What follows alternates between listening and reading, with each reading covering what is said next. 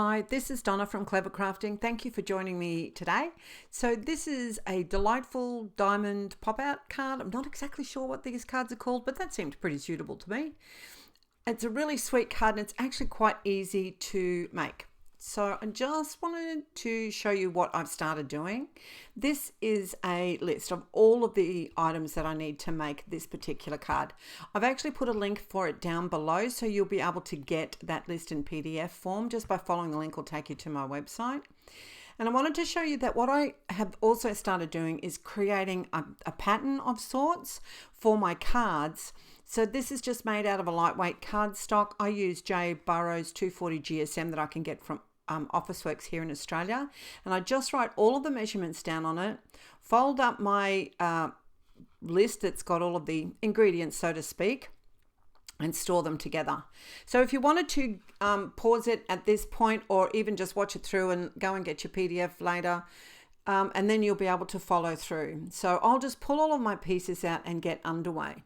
So first of all, we're going to start with the card front, and I am just going to score it in half. Now, this is just an A6 standard card size, so it was an A5 piece of 350 GSM cardstock folded in half, and then I've just put a score line down the halfway on the front of the card. So it's 10.5 centimeters wide, so it's 5.25, but on my scoreboard, on my score pal, which is in centimeters, it has that halfway point, and I have just folded it to make a trifold card. Now, these are the pieces that I've cut to go inside. Once again, they'll all be on the list that you'll be able to download, and all I'm going to do is glue them in. But before I do that, I am going to just ink up the edges. So I've really come to like the look that I get from distressing the edges. In this particular case, I'm just using some Distress Oxide carved pumpkin, but it's matching my paper. So the paper all came out of the one paper pack that we're using this month for our monthly card makers kit. But any papers that you've got that are all in one kit will work. All you'll need to do at this point is just glue all of the pieces in. So we'd already cut them out. You know, I think I mentioned a bit being like a recipe earlier, and just like a recipe, when I cook, I've started getting all of the bits and pieces out at the beginning and then running with it. So we're all ready to go. So I've got all the pieces and I'm just putting them all together, just sticking those ones on my card, and you can see that when it folds like that, those dots look like it's one piece. That's a nice, neat look.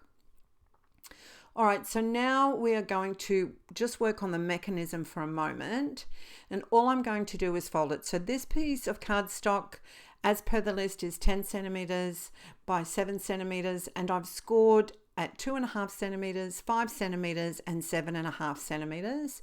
So that will give me 4 even pieces of my 10 centimeter piece. And it's just a matter of folding them and making sure you use a bone folder to reinforce all of those folds. Couldn't find my normal bone folder actually, so I've put it somewhere special. All right, I've just let that aside for the moment, and I am using just the Smart Art glue again and popping the papers, the pattern papers, on the small squares that I've cut out. So those squares, the white squares, are 5 centimeters by 5 centimeters, and the pattern paper squares that I'm gluing on the top are 4.7 centimeters by 4.7 centimeters, but once again, you don't have to worry about the measurements. So I've just matted those on top, and you can see there that all I'm doing is gluing half of that triangle. Now you want to make sure that if you've got, if your paper is directional or whatever, that you've actually got it the right way up, because I'm just going to place it on the front of my card. So I'm putting the lower bottom, the lower point, and the upper point, I'm lining up to the edge of that fold on that card. You can see that a little bit where it pops up, and then I'm going to do the same with the top piece. So right at the edge at the top, and right at the edge of the bottom, and then we'll put those 2 diamonds in place. So we've now gone back to the piece that's going to go into the middle. So this is our pop out mechanism. So I have folded it in half, remembering that I scored it and had the 4 individual pieces, and there you can see that I have popped glue on one of the quarter scored pieces. So that's 2.5 centimeters. I'm getting tongue-tied there, aren't I? 2.5 centimeters wide, and I'm just placing that in the middle You've just got to make sure that when you do it, you don't put it over the fold. You've got to put it just on the inside of the fold on the back piece. You're gluing it onto the back piece of the card. Now you can see that I folded that in half and I'm putting some glue on the top, just in that one little quarter, that first little quarter again, and I'm going to fold it over so when you open it up, it makes that little square inside. So this is a larger piece of cardstock. It was 7 centimeters by 7 centimeters, and then a little piece of matte, a bit smaller. And I am just marking 3 centimeters in from one corner. So on both sides of one corner, I'm marking in at 3 centimeters, just a tiny little dot. What you'll need to do then is grab a pair of scissors and just cut from one mark to the other mark. Just a nice straight line. If you're worried about doing it with a pair of scissors, you could do it with a paper trimmer if that's easier for you. I did use an eraser and get rid of the pencil marks. I just didn't keep that in the video. Just popping a little bit of glue, just enough to cover our pop-up section. So just that first quarter that's showing there, you can see I've got it lined up in the center, and I'm pressing that down, and it'll only be glued on that top quarter, so it will fold nicely. Look at that, that just works like a charm. Nice and easy. We don't like to do anything too hard. We like it to look impressive, but something we can do simply. So I've already prepared some embellishments for the front of my card. So I've used some gnomes out of this month's Card Makers kit and coloured them in. I was going to use 3 gnomes and then decided no, I liked having a sunflower on the back piece, just like in the sample one that I showed you at the beginning. It's a nice look, and you can see that I popped some foam tape. So I have been using a lot of cardboard lately, but I just had a little bit of foam tape left. I wanted to use it. I stamped my greeting out of the stamp and die set from this month. It says happy, happy, wonderful birthday wishes.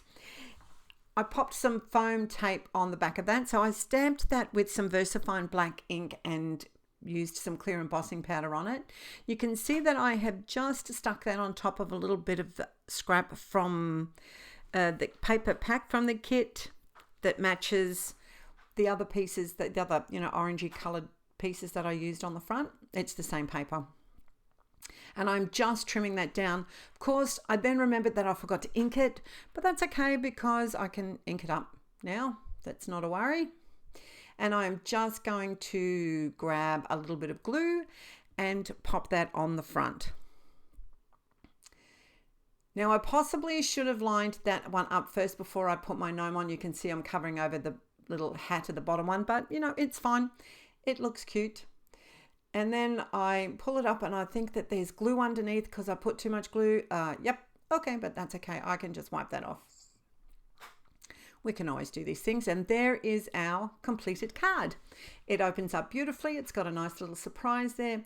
You'd be able to flip it over onto the back and use that section to write your message or to type another greeting.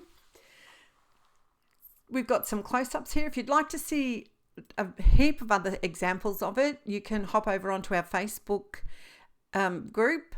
I'll put a link for that below because there's others where we made them in class the other night. Actually, I'd like to thank both Marion and Carol for taking my classes this week. Just a little shout out to them. If you'd love to give it a go, we'd love to see your creation on our Facebook group. So hope you join us. If you liked it today, please give me a thumbs up and I would love it if you would subscribe. Until next time, I hope you all stay safe and happy crafting.